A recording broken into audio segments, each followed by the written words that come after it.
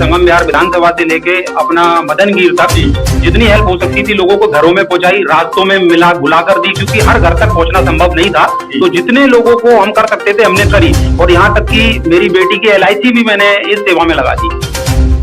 इतनी बड़ी बात अब मैं क्या कह सकता हूँ। ऐसे समाज सेवी जो कि अपने घर परिवार के लिए, सुरक्षा के लिए और भविष्य के लिए कुछ पूंजी जमा करके रखते हैं, वो पूंजी भी इनने लगा दी। नमस्कार, स्वागत है आप सभी का जनता जनार्दन में। और स्टूडियो में हमारे साथ मौजूद हैं संगम विहार विधानसभा से ताल्लुकात रखने वाले समाज सेवी शफीक जी।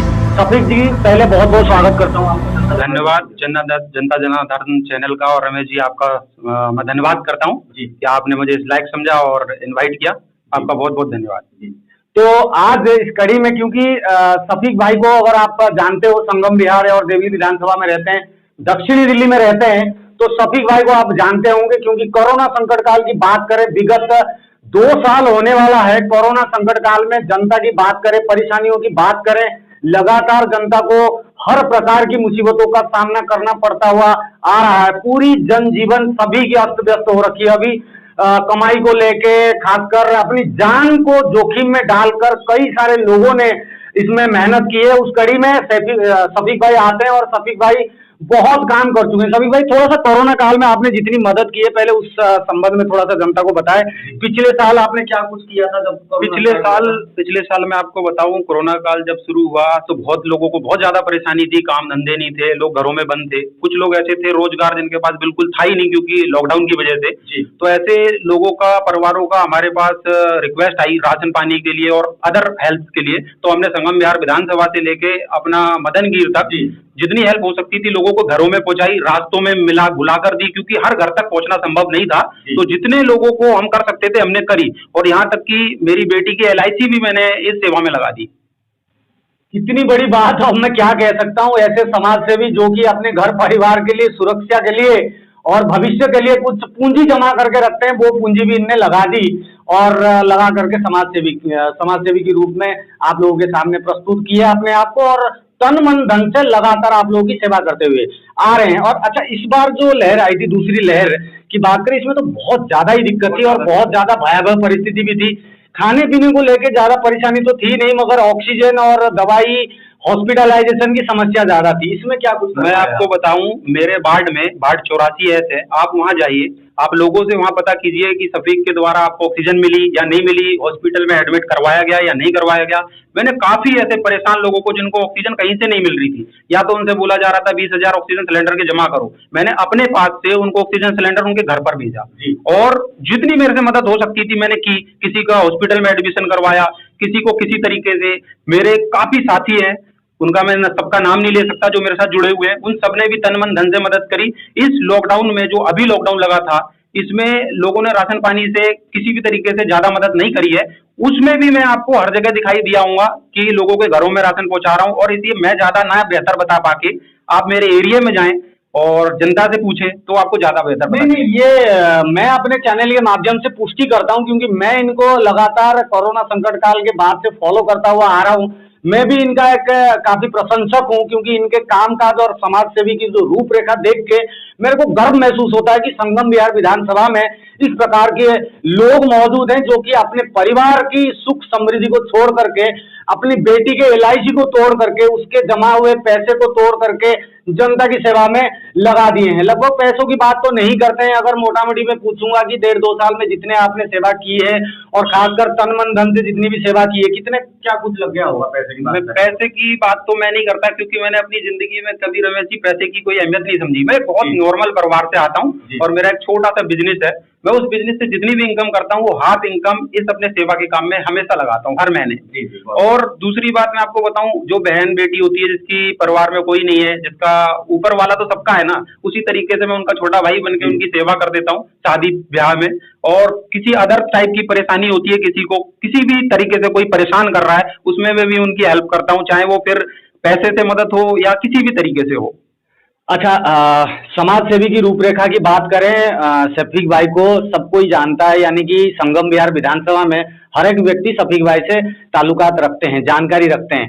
अच्छा, अगर चुनाव आ रहा है, मैं 6 महीना 7 महीने का वक्त रह गया है, तैयारी की बात करें, एक जनप्रतिनिधि थोड़ा सा समाज सेवी से ज्यादा काम करने में समर्थ इसीलिए होता है क्योंकि सरकारी शक्ति आती है, प्रशासन के साथ जुड़ जाता है।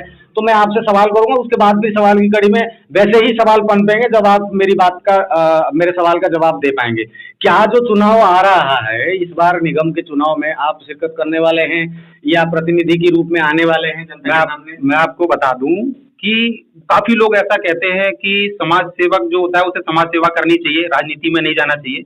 लेकिन मैं आपको एक नई बात बताता हूँ, कोई भी इंसान अगर सेवा करता है या ग्राउंड लेवल पे उसने किसी के घर में कोई मदद करी है या किसी भी तरीके से, या जनता उसको अपनी परेशानी बता रही है कि मेरे घर पे पानी नहीं है और वो उसकी मदद कर रहा है, तो समझ लो राजनीति तो उसी दिन उसने शुरू कर दी थी।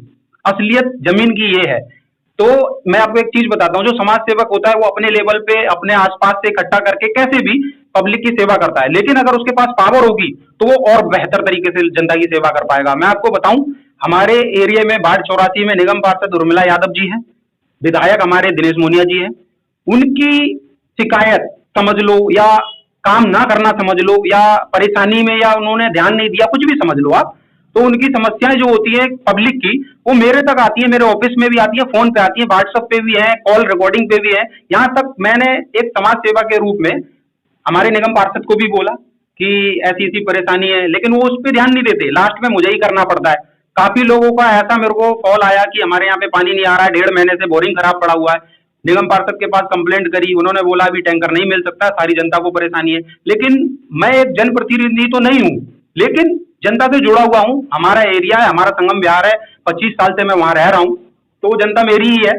तो किसी के घर में कोई परेशानी है तो हम उनको पर्सनल पानी का टैंकर भी भेजते हैं, हर तरीके से मदद करते हैं जो हमसे संभव हो सकता है। बस मैं उस लेवल पर नहीं हूँ, उस मुकाम पे नहीं हूँ कि जो मैं उनको सरकारी सहायता दे सकूं। क्या लेवल पर जाना चाहेंगे, प्रतिनिधित्व करना चाहेंगे इस बार? जनता हमारे साथ है, पब्लिक मेरे साथ जुड़ी हुई है, घर में आती है, बैठती है, अपने यहाँ बुलाती है, हर तरीके से हमारे साथ है, तन मन धन से। मैं किसी पार्टी की बात नहीं कर रहा हूँ, वो पर्सनल अपनी बात कर रहा हूँ, मेरे साथ जुड़े हुए हैं। अगर जनता मौका देती है, प्यार बना के रखेगी, मैं जरूर आऊंगा। पुष्टि कर दी इन्होंने और मन की इच्छा भी जाहिर कर रहे हैं जनता के साथ, और जमीनी स्तर पर काम किया है इन्होंने और इनके मन में इच्छा है। अगर मैं जनता को सीधे तौर पर तन मन धन से कुछ ना होते हुए भी अगर मैंने मदद करी है तो चुनाव आ रहा है, चुनाव में शिरकत करना और भागीदारी लेना, और लेने के बाद अगर जीता हूं तो शक्ति ज्यादा बढ़ेगी और उस शक्ति का इस्तेमाल करके मैं जनता के साथ आगे और बढ़िया तरीके से काम कर पाएंगे। अच्छा, अगर इलेक्शन में आप उतरेंगे, शफीक भाई को वोट लोग क्यों देंगे? एक तरह से तो वजूद इन्होंने बनाया है, सेवा की है और अभी करते हुए जा रहे हैं, चलिए मान लिया, मगर कौन कौन से समस्याएं हैं, कौन कौन से बिंदुओं के ऊपर आप काम करेंगे जो कि अभी भी आप बता सकते हैं जनता को? कि वार्ड नंबर कौन सा है आपका? 84 है, संगम विहार विधानसभा। इस वार्ड में अभी मौजूदा काउंसलर कौन है? एमएलए तो दिनेश मोहनिया जी हैं, काउंसलर है मुझे लग रहा है उर्मिला यादव जी हैं।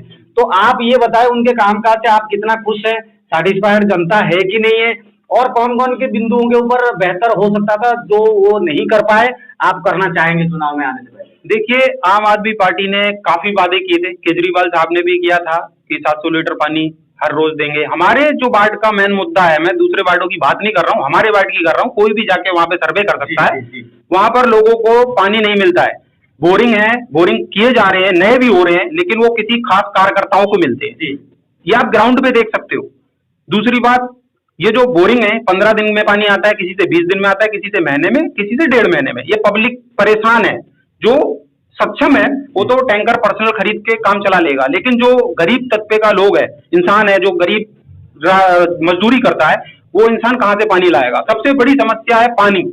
तो इस पानी को, सोनिया विहार का पानी अगर मिलता है वार्ड को तो ही भला हो सकता है, अन्यथा कोई और साधन नहीं है। दूसरा, हमारे वार्ड में कोई भी मोहल्ला क्लिनिक नहीं है, कोई भी छोटा मोटा कोई भी क्लिनिक नहीं है। इमरजेंसी अगर स्वास्थ्य व्यवस्था के ऊपर कोई भी स्वास्थ्य व्यवस्था नहीं है। अगर इमरजेंसी में रतिया मार्ग से कोई निकलना चाहे बारिश के माहौल में तो रास्ता बंद पड़ा है, शूटिंग रेंज से जाना चाहे तो वो बंद पड़ा है। इमरजेंसी में बंदा मरेगा या उसके साथ कोई दुर्घटना होती है तो उसका जिम्मेदार कौन है? या तो निगम पार्षद या विधायक या हमारी सरकार या कोई भी दूसरा नेता। मैं किसी एक का खास का नाम नहीं ले रहा हूँ, बात मैं वार्ड की कर रहा हूँ, इसलिए मैं निगम पार्षद उर्मिला यादव जी की बात करूंगा।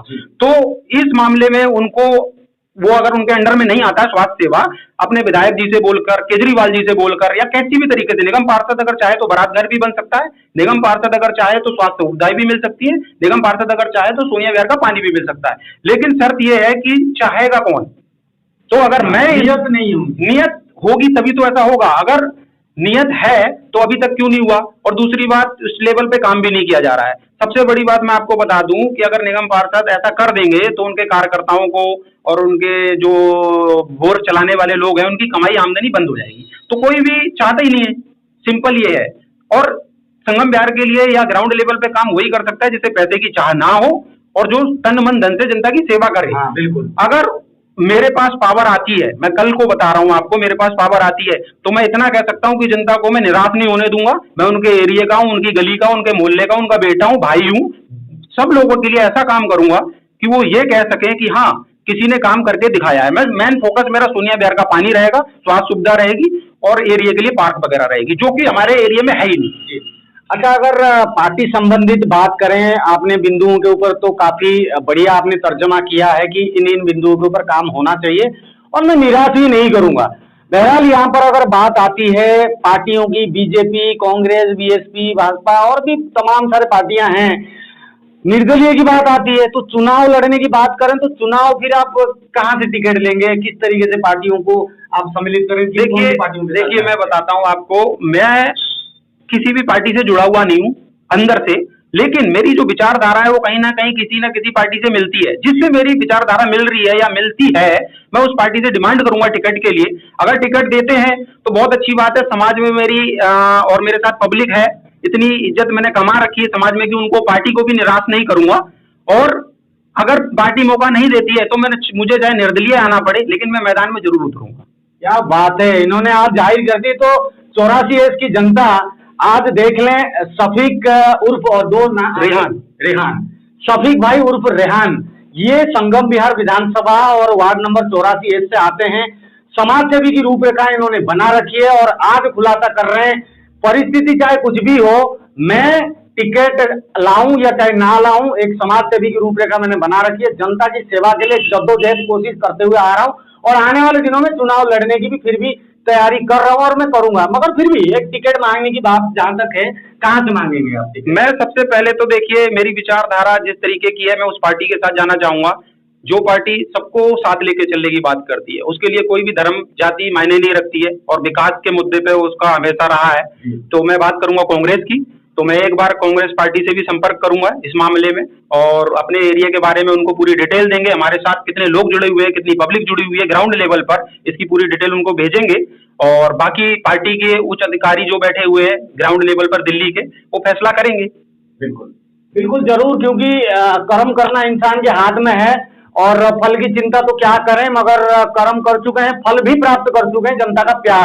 जनता का प्यार के रूप में इनको फल भी मिल चुका है। मगर इसी प्यार को बुनियाद बना करके, इसी प्यार को शक्ति बना करके आप लोगों के समक्ष इस निगम चुनाव में प्रत्याशी के रूप में शफीक उर्फ रेहान, जो कि आप लोगों का एक बहुत बेहतरीन कैंडिडेट साबित हो सकते हैं, इसके ऊपर सिर्फ मोहर लगाना जनता का काम है। और जनता की रूपरेखा कैसी है और रेहान भाई की रूपरेखा कैसी है, वो आप लोग डिसाइड करें और किस प्रकार के नेताओं को आपको चुनना है वो आप लोग डिसाइड करें। बहरहाल हमारे साथ शफीक भाई मौजूद थे और संगम बिहार विधानसभा वार्ड नंबर 84 की समस्त विषय के ऊपर बातचीत की और इस कड़ी में आने वाले दिनों में हम अनेकों अपडेट के साथ आपको मुलाकात कराएंगे। और भी लोग और भी प्रत्याशी की कड़ियों में जो भी आएंगे, इस प्रकार से डायनामिक यंग लीडर जो कि समाज सेवी होने के साथ साथ एक नेता भी बनना चाहते हैं और नेता बनना भी चाहिए। समाज सेवी उर्फ एक नेता, क्योंकि ये उर्फ मैं कह रहा हूं क्योंकि समाज सेवी बनेंगे, आपको नेता बनने की आवश्यकता नहीं है। जनता ही आपको नेता बना देगी। आपके कर्म को देख के जनता ही आपको ऑफर करेगी कि आप नेता बनिए, हम आपके साथ हैं, हम आपको वोट देंगे। गलत तो नहीं? बिल्कुल सही बोल रहे हैं आप, क्योंकि देखिए जो समाज सेवा होती है वही नेता का काम है। लेकिन अगर किसी के पास में पावर है तो वो बहुत अच्छी तरीके से सेवा कर सकता है, और जिसके पास पावर नहीं है वो पैसे से या संसाधन इकट्ठा करके, जैसे कहीं से निगम पार्षद को जानता है, विधायक को जानता है, सांसद को जानता है, मंत्री को जानता है, तो जो काम है वो तो होने हैं, लेकिन खुद के पास अगर कोई भी पावर है तो काम बेहतर से बेहतर हो सकता है। ये मेरा मानना है और मैं जनता को निराश नहीं करूंगा, ये मेरा वादा है। तो निराश नहीं करेंगे। फाइनली जाते जाते आने वाले 6 महीने की तर्जमा करें और किस प्रकार से जनता को नोट करना चाहिए कि क्योंकि बहुत सारे प्रत्याशी आएंगे, वोट भी मांगेंगे, बरगलाएंगे भी, चीजें मानसिक स्तर पर लोगों को दबाव भी पड़ेगा कि भाई ये गलत है, वो सही है, हर तरह से हथकंडा भी, तन मन धन और कई प्रकार के प्रलोभन होता है, वो करेंगे। मगर आपकी बात करें, खासकर आप जनता को क्या मार्गदर्शन देना चाहेंगे? आप रेहान हैं, आप सफीक हैं, 84 में आपने काम किया है, जनता को आपके साथ जुड़े रहने के लिए लंबे समय 6 महीने के लिए, दिमागी स्तर पर आपके लिए प्यार बना के रखने के लिए क्या कुछ बोलना चाहेंगे? मैं सिर्फ आपसे एक ही चीज कहना चाहूंगा, और जो भी लोग मुझे देख रहा है, सुन रहा है, मैं सबको एक ही चीज कहना चाहता हूं, बड़े ध्यान से मेरी बात को सुनिएगा और समझिएगा। जो ये नेता हैं, एंड टाइम पे, इलेक्शन के टाइम पे ही क्यों आते हैं? अगर कोई नेता आपके बीच में आपकी सेवा के लिए हाजिर है किसी भी टाइम पे, चाहे वो कोरोना काल हो या फिर रात हो या दिन हो, आपके सुख दुख में खड़ा है, वही आपका सच्चा नेता है, वही आपका सच्चा सेवक है, अन्यथा नहीं है। नेता जो है वो सिर्फ इलेक्शन के टाइम पे टिकट लेके आएगा, आपको पैसे से, पावर से, धमकियों से, डरा कर, धमका कर, ये इस तरीके से आपको अपने अंडर में लेना चाहता है। और लोग बेचारे उसके साथ इसलिए जुड़ जाते हैं कि इसके पास शक्ति है, शायद ये हमारे काम कर दे। अगर कोई जीता हुआ पहले से प्रतिनिधि है तो लोग उसके साथ इसके लिए लग जाते हैं, इसके पास पावर है, इससे हमें फायदा मिलेगा। ये ना सोच के अगर संगम बिहार की बाढ़ की जनता भला चाहती है, संगम बिहार का और बाढ़ का, तो अच्छे इंसान के साथ जाए। मैं ये नहीं कह रहा मेरे साथ जाए, अच्छे इंसान के साथ जाए और उसका सपोर्ट करे, अन्यथा संगम बिहार का कुछ भी नहीं हो सकता। मैं सिर्फ इतना ही कहना चाहूंगा। धन्यवाद। तो यानी कि इंसान को पहचानना आप लोगों का काम है। ये सफीक जी ने हमारे साथ इंटरव्यू और साक्षात्कार के माध्यम से आप लोगों को एक छोटा सा मैसेज दे रहे हैं। आप जुड़े रहिए इस कड़ी में, अनेकों प्रत्याशियों के साथ साक्षात्कार के माध्यम से उनकी मानसिकता और चुनाव की रणनीति को लेके हम विषय साझा करने वाले हैं। चैनल में अगर नए हैं तो सब्सक्राइब बटन दबा दीजिए और बेल आइकन की भी दबा दीजिए, ताकि आने वाले दिनों में सभी न्यूज जो है आपके पास पहले पहुंच सके। फिलहाल के लिए जय हिंद, वंदे मातरम।